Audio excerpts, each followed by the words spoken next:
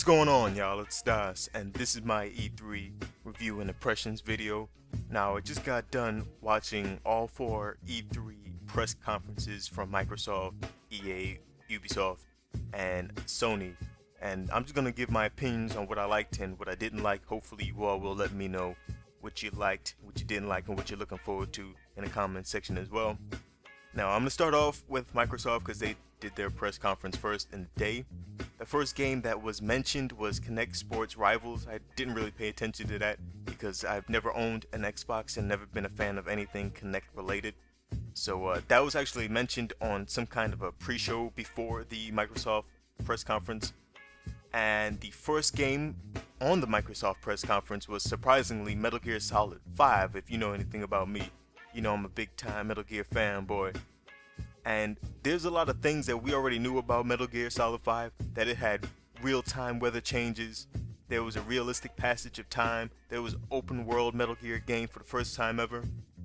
But just to see it in action, that blew my mind, man. I couldn't stop twitching and thinking about it like 5 or 7 minutes after the damn trailer was over. I couldn't stop thinking about it. And one other thing I couldn't stop thinking about was the fact that Kiefer Sutherland is now the voice of Big Boss. You hear his voice in the game. It's clear, it's distinct, and unfortunately, David Hayter is no longer Big Boss. That's one thing. I mean, I guess Kiefer could do a good job, but I'm partial here that gruff, gravelly voice coming from David Hayter as Big Boss. But hopefully, Kiefer does a good job and it doesn't take away from the game. Now, we did see new characters in that trailer. We saw the guy called Skullface. That was the big ugly blue dude with all the crap all over his face that is probably the antagonist that destroyed Mother Base. We saw a mute woman sniper, female sniper, called Quiet. Saw a guy called Emmerich, who's obviously Huey Emmerich, who had his legs. We got some I guess cybernetic upgrades to his legs so he can now stand. We saw that in the trailer. We know Ocelot is back. We see an old guy named Cold Talker. I can't figure out who that is. He's probably just a new character. And very interestingly, there's a new character, very young blonde boy called Eli. Now, when you see him in the trailer, I'm probably going to put the trailer at the end of this video so you all can just listen to it and see it. But as he's introduced and you see under his name, there's a tagline that says, "A youth that curses his fate." Now, if you've ever played Metal Gear Solid 1, you know that's exactly what Liquid Snake does. And you look at the timeline, Liquid Snake was born in 1972, Metal Gear Solid 5 takes place in 1984, that would make Liquid 12 at the time. That's a pretty young looking kid. It's a possibility that Liquid is in Metal Gear Solid 5, we'll just have to see what Hideo Kojima does with that. After I got my mind blown with the Metal Gear Solid 5 trailer, they went on and started talking about the Xbox 360. They talked about the Xbox Live Gold, how those memberships carries over to the next generation. They also said that starting July 1st, 2 free game downloads, there will be 2 free game downloads per month each month. Obviously, that was an attempt from Microsoft to fight off Sony's PlayStation Plus subscription service, but the games that they are offering were 2 pretty old games, Assassin's Creed 2 and Halo 3. And when we get into what PlayStation is offering with PlayStation Plus, you'll see that what Xbox is offering with their Xbox Live Gold doesn't compare. Now I'm going to go into the games that I saw and my impressions of them. We saw World of Tanks. That's a free-to-play Xbox 360 exclusive. I wasn't really interested in it. I heard a lot about it, but I really don't care about it.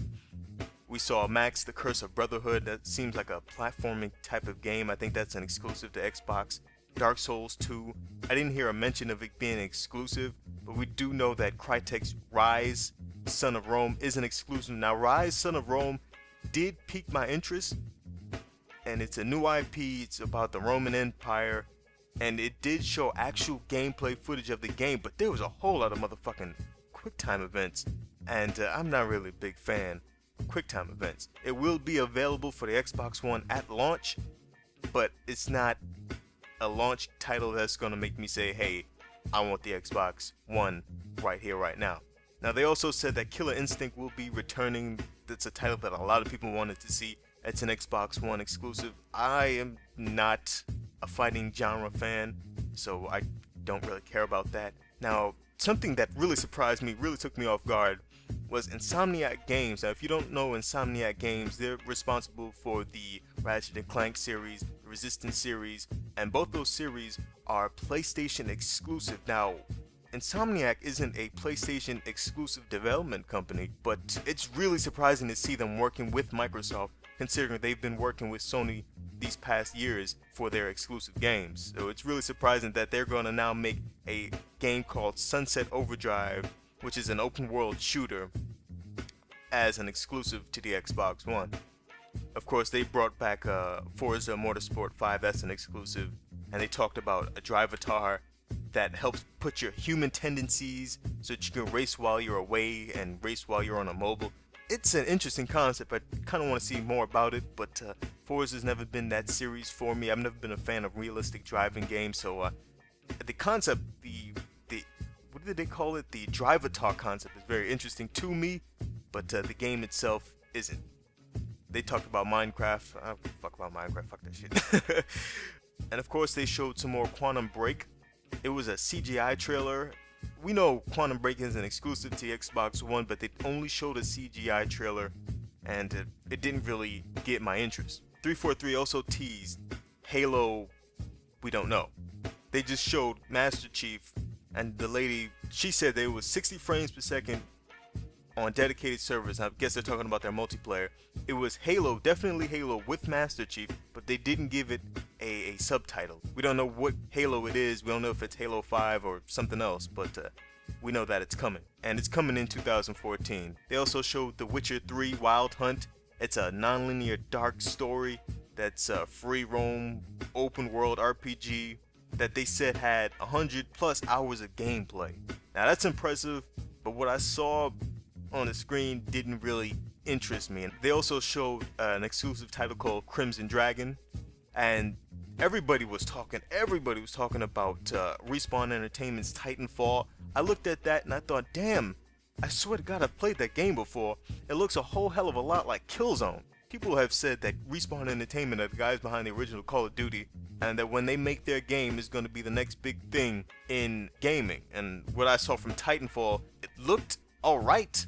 Didn't look like the next big thing to yours truly. They also introduced a game called D4.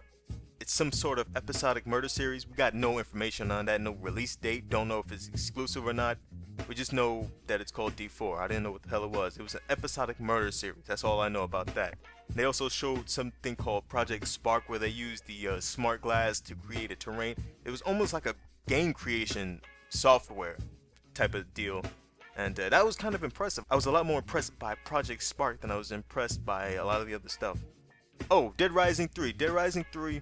I've never been a big fan of Dead Rising 3. I've never owned an Xbox to play Dead Rising. I was actually pretty impressed by the gameplay. That looked pretty fun, but again, it's one of those exclusives that it looks good, but not good enough.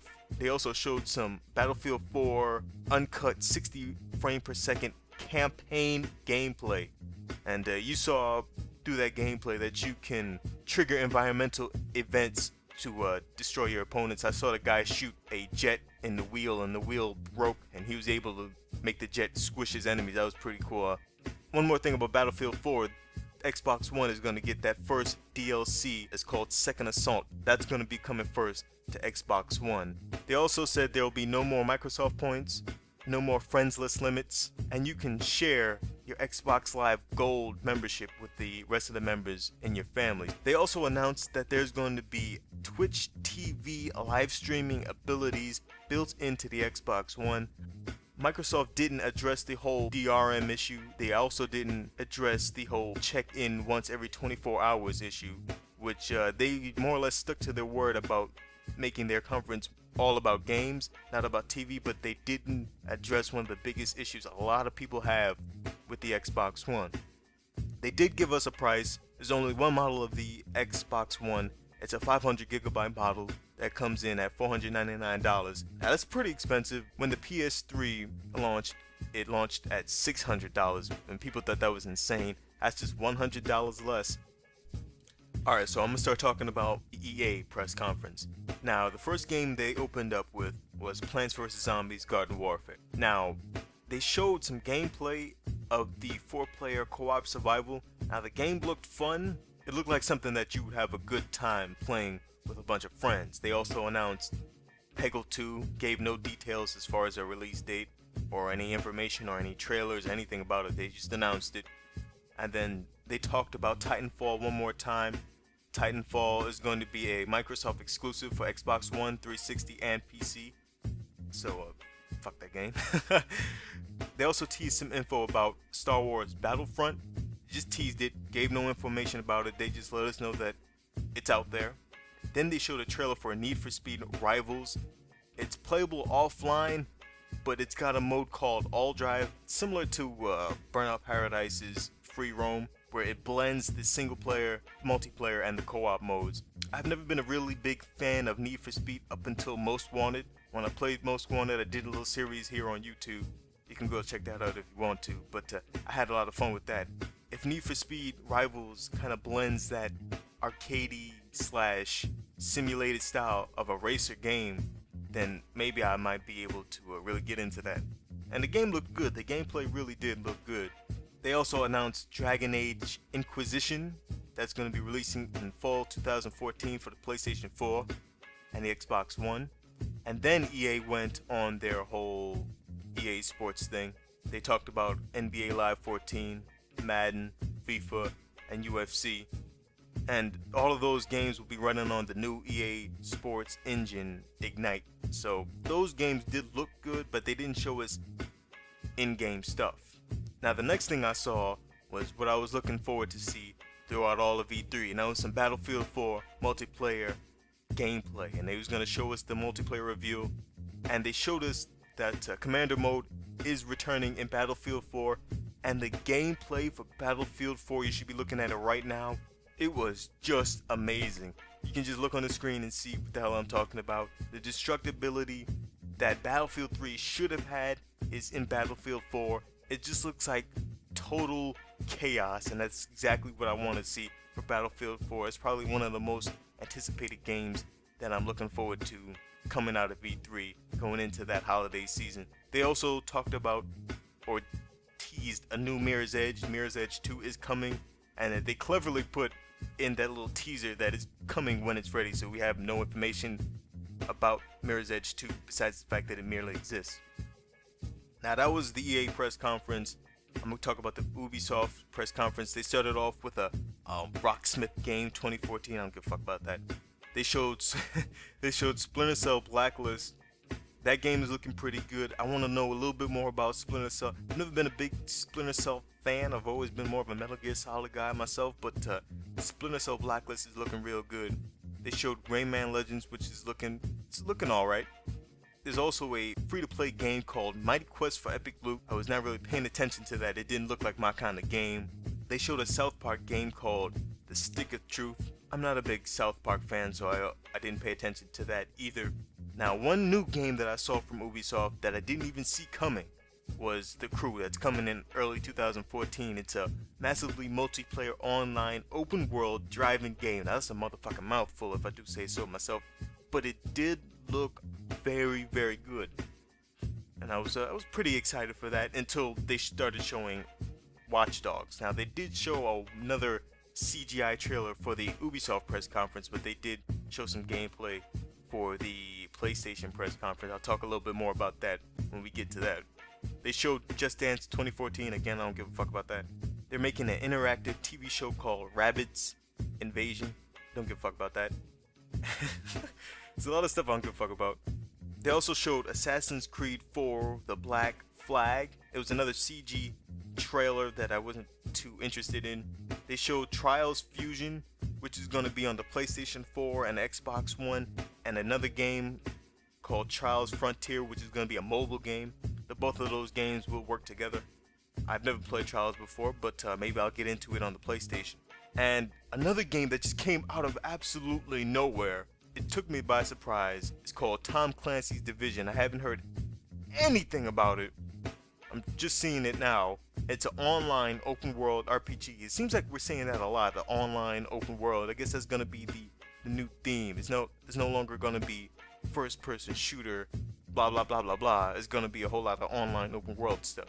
That game looked real good from the extended demo that they showed us. That game looked really interesting. Now that game is up there on my must-watch list. I want to see as much information, I want to hear as much information about Tom Clancy's The Division as I possibly can.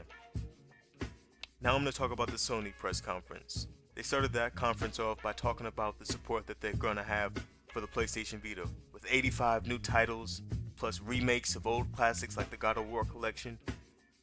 They also talked about the Walking Dead 400 Days game made by Telltale Games.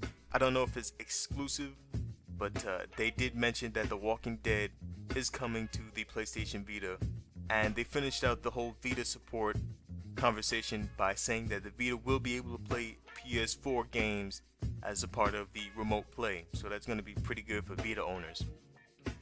PlayStation did a good job as far as reminding us of the games that we already knew of. They showed The Last of Us, they showed The Puppeteer, which is some kind of Little Big Planet-esque platformer. They showed Rain, that's going to be coming out in 2013. They showed Beyond Two Souls, which is looking pretty good. They showed Gran Turismo 6, and they showed Batman Arkham Origins, which for the PlayStation, you're going to get some exclusive Nightfall DLC that you're not going to get anywhere else. Also, they showed GTA 5, which is going to come with an exclusive PS3 bundle, meaning you can buy the system and the game. After they showed those games, they showed the PlayStation 4 hardware. They actually showed the system. And to me, it looked a whole lot like the Xbox One. After they did that, they rambled on a bit about the movie, music, and TV show apps, which was kind of weird for Sony to be doing.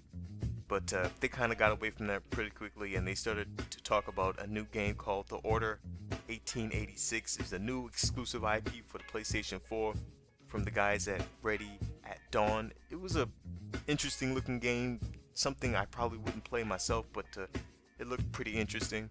They also showed some Killzone Shadowfall gameplay, some Drive Club footage, and some Knack footage. Those last three games that I mentioned are going to be available at launch. They also showed Infamous Second Son, which will be available in 2014. That's not a launch title. Then Sony said that they're going to be supporting the independent developers. They gave a whole laundry list of indie titles like Transistor, Don't Starve, Mercenary Kings, Secret Poncho, Raise the Dead, Outlast, Oddworld, New and Tasty, Octodad, and Galaxy. Now, I looked at all those. I'm not really into indie games like that, and I was looking at them trying to stay interested. I wasn't really, but for people who like to play indie games, it's good that PlayStation is supporting that medium. Some more games that Sony talked about was Diablo 3. We already know that that's coming to the PS3 and the PS4 with exclusive items for the PlayStation. They talked about Final Fantasy 15, which used to be Final Fantasy 13. They just changed it to 15. We got a trailer with some actual gameplay that was, I guess, alright for Final Fantasy fans. I'm not one of those people.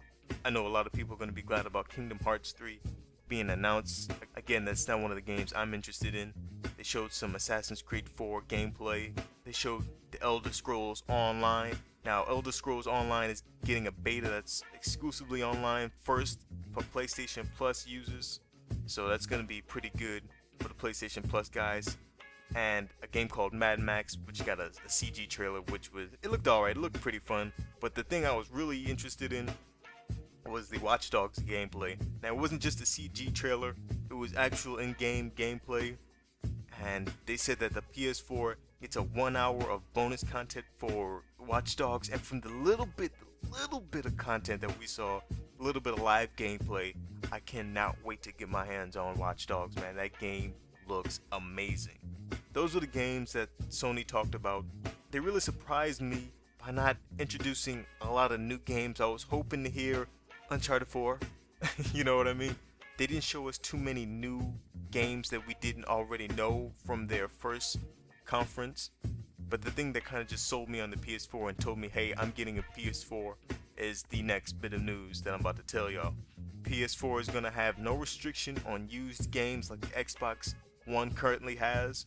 On the PS4, you don't need to be online to play your games. You can play your games offline if you want to. There's no 24-hour check-in like there is on the Xbox One. I know there's a lot of people that just do not like that. I'm one of them. I think that's a stupid thing. I don't know why the hell Microsoft would put that on the Xbox One. Some more features of the PlayStation 4 is the cross-game chat, the sharing and the streaming of your gameplay on Ustream. I think Microsoft is Twitch, PlayStation is on Ustream, and the PlayStation Plus subscriptions that anybody has now will carry over to the PlayStation 4.